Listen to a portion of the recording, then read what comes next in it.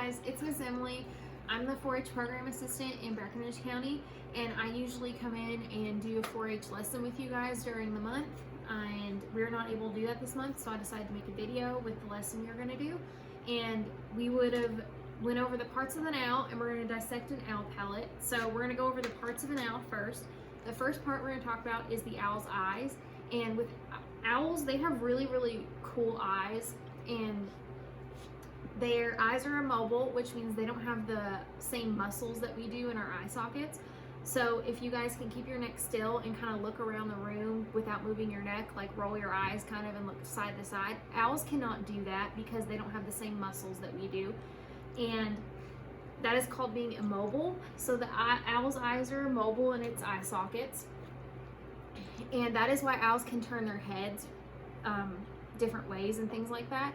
A lot of people think they can turn their head 360 degrees. That's actually a myth. They can only turn their eyes 270, and they have to bring it back around eventually to be able to see everything else. Another really cool thing with owls' eyes is that they act like binoculars, so they can zoom in and out on different things, which is what makes them a really effective predator, and they're really good at hunting because of that.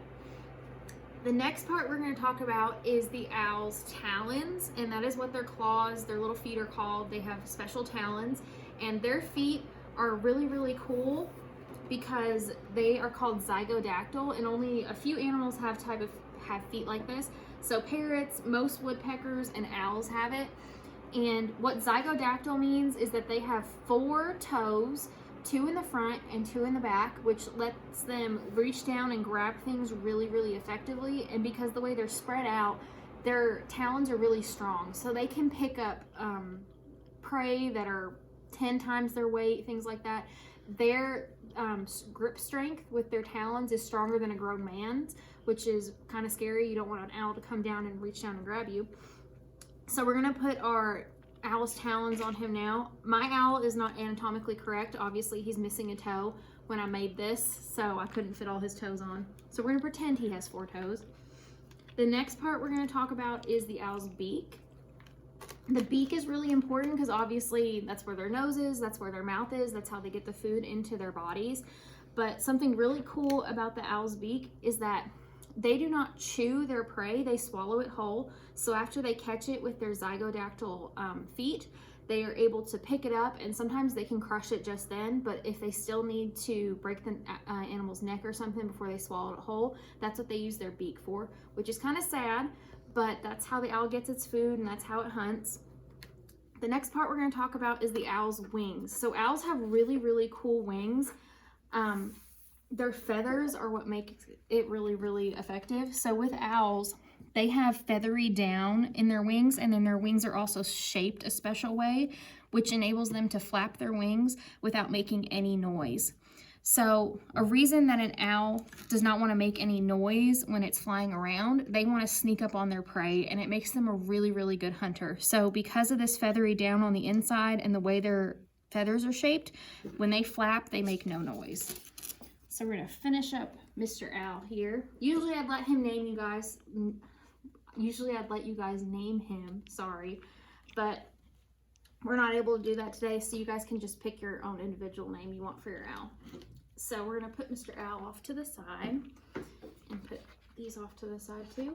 And we're gonna start talking about the owl pellets. So before I pull them out, I wanna show you these. So something cool about an owl that we talked about just a minute ago was that owls, they swallow their prey whole, so they don't chew or anything. They swallow it the way it is. It has its hair, it has its fur, it has its feathers and things like that. So with an owl, they can only digest so many things when they are swallowing their prey. So they can't digest the bones, they can't digest the fur, the hair, the feathers, things like that. So in their body, they produce an owl pellet, which they eventually regurgitate back up, which is a fancy word for they kind of spit it back up. An owl pellet is not its poop. It is something that they've spit up out of their body that their stomach has formed. And that's what we're going to be dissecting today. By dissecting owl pellets, you can figure out what the owl's been eating. If you get really into it, you can figure out where the owl is from. You can figure out the location. it is at and things like that. So I'm gonna pull out an owl pellet that I've already dissected. And this is one I've already pulled apart. Real quick before I get into this, I'm gonna put some gloves on just so I don't get any germs on me.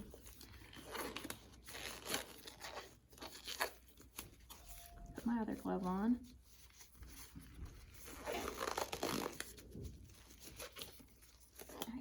So right here, I have a chart of all the different bones and the different animals you could find in owl pellet. There's a rodent, there's a mole, a shrew, and a bird, and then it has the different types of bones: the skull, jaw, shoulder blade, front leg, hip, back leg, rib, vertebrae, which is just a fancy word for its spine, and some miscellaneous things. So there could be caterpillar larvae, caterpillar cocoons, caterpillar droppings, because they eat the caterpillars as well. So with our dissected owl pellet, I have already pulled some of it apart, and you can see some of the parts in here. So all of this is not poop like I talked about before. It is actually just fur, feathers, different things like that that have all come together. And then inside the owl pellet, we found all kinds of bones because they had to get them out of their body because their stomachs can't digest it. So this plate right here is all the bones we pulled out. And what I would have had you guys done is pull all these bones out and then try to compare them to the bones on the chart. So we're going to take this bone first. I'm not sure what this is yet, so I'm going to use my chart over here and try and find something that looks similar. So I think it kind of looks like a hip bone, and it looks like the hip bone of a rodent. So if we kind of line this up right here, does that look similar to you guys? I think it does. So I think we have a hip bone of a rodent. So this owl probably ate a rodent. And when we say rodent, we mean like a rat or a mouse or something like that. And there's all kinds of different other little bones in here that we could do. I think I'm gonna do this one next. So we're gonna pull it over here to our chart and we're gonna look. And I think, I think this kind of looks like a back leg of either a shrew or maybe a rodent. Or maybe a mole. What do you think, Miss Tasha? Think it looks more like the mole? I think so. I think it looks more like the mole. So this owl probably ate a rodent and a mole. I think I had a skull in here. We can pull that out and show you all. So here's a little teeny tiny skull. You can kind of see its top jaw and its teeth right there in the front. So I'm thinking this is some type of rodent. So we're going to go over here and look.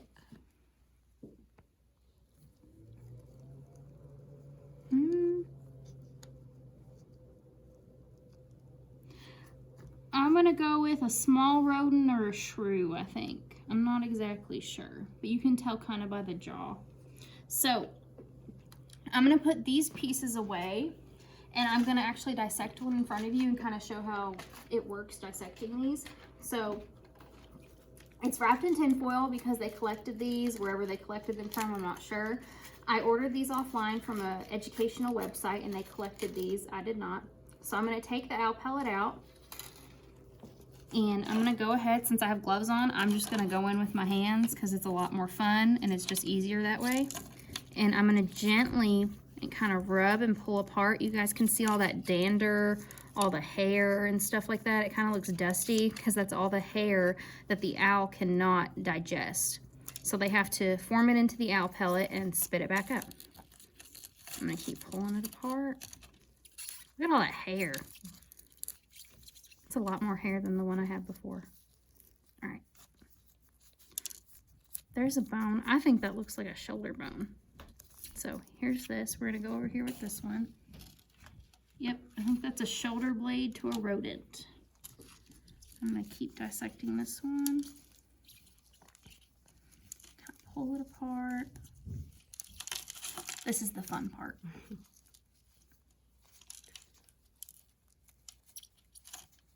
Pull out some little bones. Oop, I think I just broke one. That's why you have to be really careful with this. Oh, there's a jawbone. Oh, I pulled some of his teeth out. There's a jawbone. And just by looking at this, because I've done this a few times, I'm going to say this is the jawbone to a rodent. So I think these owls had a lot of rodents around them wherever they were.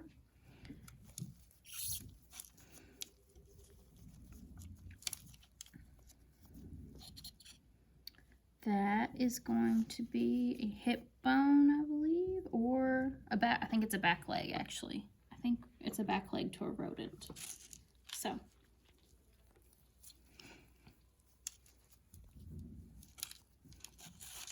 There's a lot more stuff that I could pull out of this, but just for the sake of keeping this video short, I'm gonna end it right here. I'm sorry, guys, that we couldn't actually get to do this in person.